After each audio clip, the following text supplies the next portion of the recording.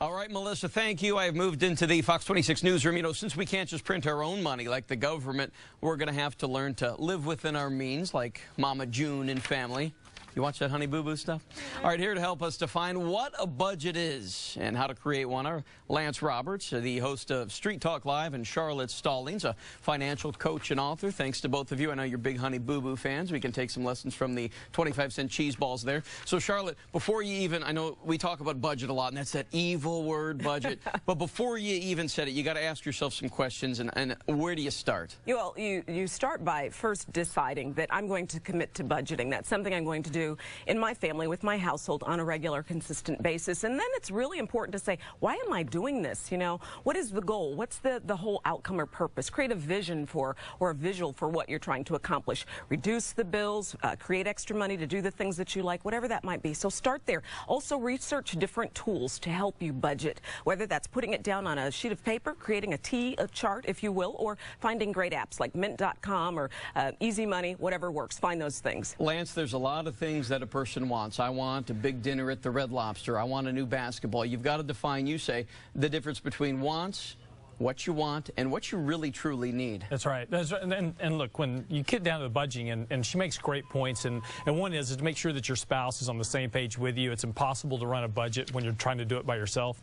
You have to work together as a team on this, but sit down and define what do I have to have in order to live. I've got to pay my mortgage. I've got to pay my rent. So if I'm renting, I've got to buy the basics of food, got to pay utilities, my taxes, those type of things.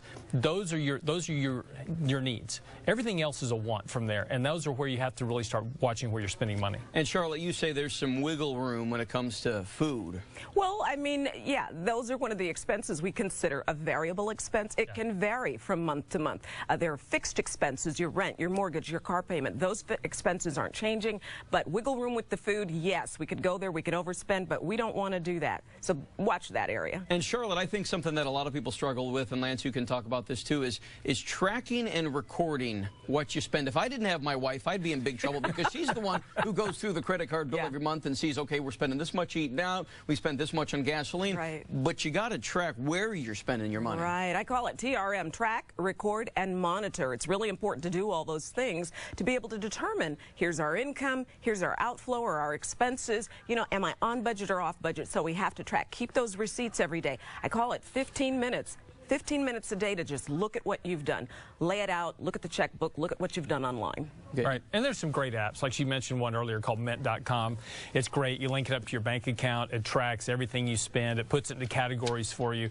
And the great thing about using a budgeting tool is you can see where the leakage is, and leakage is what gets to most people. It's those little $5 drops by Starbucks. It's a little quick ATM charge. And, you know, going by ATMs and getting 20 bucks out, the cash goes out the windows, but it's also the fee on top of that every time you draw that out. So now that we've defined wants versus needs, there's also a difference between spending and savings. And we've talked to you in depth, Lance, in the past about this, and the percentage that you've come up with what people should save is pretty high. When people hear it, they're going to go, wait a second, how am I going to do that? Tell us your Well, the thing is look, if you want to build real wealth over time, there's only one way to build wealth. It's not investing in the stock market. It's saving money. And we are not investors. You, me, Charlotte, we're not investors. We're savers. We work hard to save our money. So in order to actually save our way to wealth, we've got to save a good chunk of our money. And that's why I talk about a 30% budget. You've got to...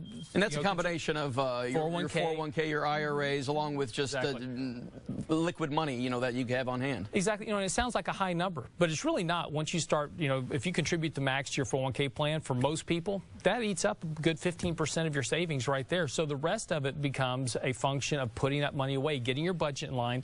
We as Americans spend more on housing than any other country in the world. We spend the least amount on education than any other country in the world of an industrialized nature.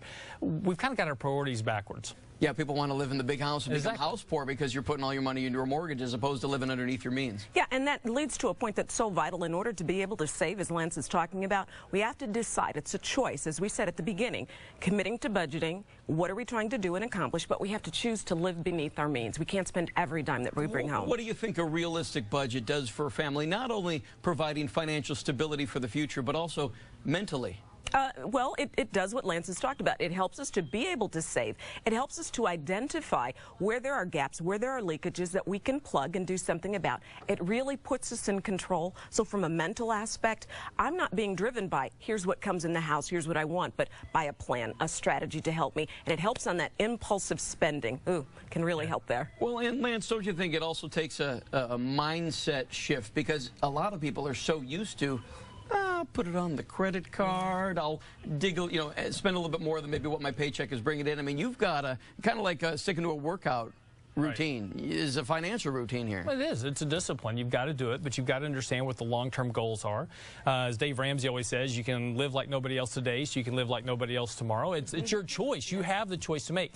You know, the important thing here is try to get everything deposited into your account right out of your paycheck. Have your automatic systematic deductions go right to your 401k plan, right to your bank account. Have those automatically taken out. So what comes home is what you have left to live on. Save. Pay yourself first. You work hard for your money. Pay yourself first. That's your savings. Live on the rest. You guys are fantastic. Can I borrow $5, by the way? Lance Roberts, Charlotte Stallings, thanks for coming in. Thanks for the insight. We certainly appreciate it. Melissa, over to you.